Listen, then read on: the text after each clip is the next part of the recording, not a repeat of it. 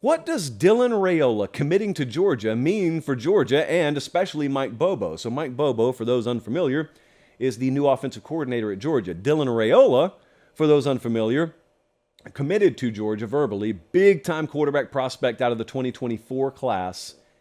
And this is a monumental recruiting win for Kirby Smart in Georgia. You could make the solid argument it is the biggest recruiting win that they've had. I know a lot of you, well, not a lot of you, some of you don't follow recruiting hardcore. So some of you look at this stuff, and I know what your reaction is.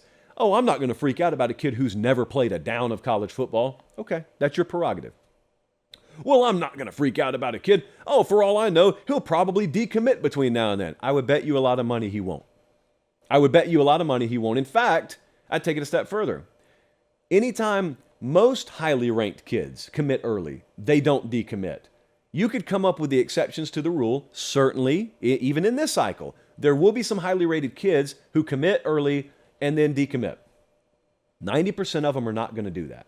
It's always a defense mechanism. Whenever your rival picks up a big-time player, oh, it's early, he'll decommit. He probably won't, man. He probably won't because they rarely do.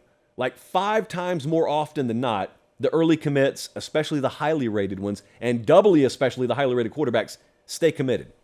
They're committing early for a reason, guys. They're committing early because they are the cornerstone of the recruiting class, and they're committing early so that they can then start recruiting other pieces into that class.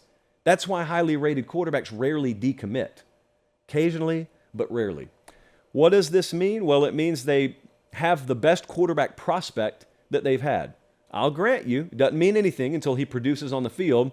It's just that it's hard to envision a talent as high upside as Dylan Raiola not performing on the field. But we will wait and see there. My best guess is that he will be very good. My best guess is that you'll have a flood of perimeter talent that Georgia otherwise will have not been in play for, that they're all of a sudden in play for, because kids are going to want to play with him. And it's not just receivers. I mean, for all you know, there's a corner out there that will be more likely to sign with Georgia just because they got that big-time quarterback. Happens all the time. My thoughts as for what it means for the Georgia offense. Now, this is where it gets interesting, because I'm not with everyone else on this. I think it's monumental. So as far as that goes, I am with you.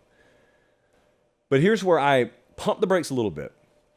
Sometimes, well, I say sometimes, there are rarely instances where someone's as good as Georgia. But follow me. So Georgia's been really good without superstar quarterback play. Georgia's been really good without 5-star level quarterback play. And they've done it because they have a style that is uniquely built to their personnel. They play rock-solid defense, best in the country. They normally can run the ball. They can play ultra-physical, and they have an offensive line that suits what they do. So then the casual approach to this would be, well, if we bring in a transcendent, like future first-round NFL-style quarterback, we just get to plop him on top of everything else, and everything else stays the same, and we just upgrade at quarterback. That's not necessarily how football works.